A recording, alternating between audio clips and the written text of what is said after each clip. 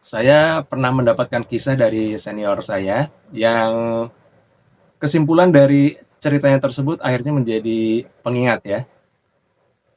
Waktu itu senior saya ingin menghadiri sebuah acara kajian, saya lupa persisnya di daerah mana. Nah, tapi dia mengalami kendala yaitu mencari lokasi yang dalam tanda kutip ya, itu agak muter-muter ya. Karena memang ya saat itu belum ada GPS yang mudah berada di genggaman seperti saat ini karena saat itu era telepon seluler masih menggunakan poliponik ya. Belum sampai ke taraf setiap telepon itu ada GPS-nya.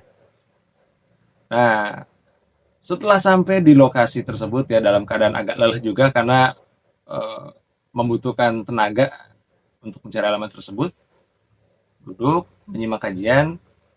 Nah, ternyata si Ustadz itu menyampaikan sebuah kalimat begini, begini ya, kurang lebih ya. Alhamdulillah kita bisa bersilaturahim di tempat ini, kita bisa berkumpul di majelis ilmu ini. Semoga menjadi pahala bagi kita semua, terutama buat yang tadi ketika mencari alamat ini sambil muter-muter. Nah, ini ceritanya kan senior saya datang ke kajiannya telat, tapi kalimat tersebut masih terucap. Kita nggak tahu apakah kalimat atau kata-kata tersebut merupakan sesuatu yang memang sudah ditetapkan skrip atau naskahnya ya, karena mungkin sebagian dari kita itu tahu bahwa mereka yang berperan sebagai seorang public speaker, apapun itu tanggung jawabnya, mau itu penceramah, pendakwah, pembicara, atau bahasa sekarang itu ada motivator lah segala macam. Itu ada yang memang tipikal menggunakan skrip atau naskah sebelum nanti akhirnya disampaikan. Walaupun memang skrip atau naskah ini bukan sesuatu yang baku harus dibacakan ya, gitu. Nah, dari situ kawan saya menyadari, oh saya nggak kenal dengan Pak Ustadz nggak kenal dengan saya nggak cerita apa yang terjadi dengan Pak Ustadz, dan mungkin bisa jadi ada jamaah atau si Pak Ustadz itu sendiri pernah mengalami hal yang serupa. Ketika nyari alamat tersebut itu agak lumayan sulit, ya. Nah, yang jadi pesan dari senior saya adalah kenapa di saat dalam tanda kutip ya senior saya itu dalam hatinya agak mengeluhkan ini tempatnya di mana sih? Kok susah banget nyarinya? Muncul sebuah kalimat, sebuah pernyataan, sebuah nasihat yang mengingatkan dirinya bahwa tidak masalah ketika ada seseorang yang datang terlambat karena jalannya muter-muter, semoga itu bisa menjadi pahala buatnya.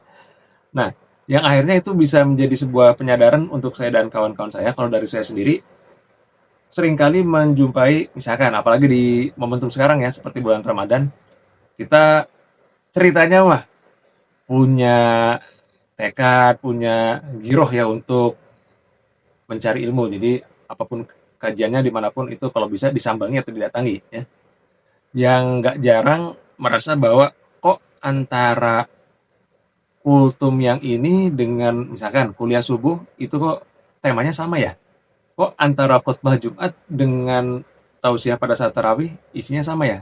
Temanya ya? Apakah dari pengurus DKM masjid se-Indonesia itu sepertinya sudah punya template gitu ya? Apakah tidak merasa bahwa itu akan terjadi redundant ya? Nah, yang akhirnya saya juga menyadari, boleh jadi ketika memang kita dibenturkan dengan sesuatu, misalkan dengan pernyataan yang sering kali berulang, jangan-jangan memang kenyataannya yang kita nggak ketahui, yang kita nggak sadari, sebetulnya itulah yang sedang terjadi dengan diri kita, dan nasihat-nasihat itulah yang kita butuhkan.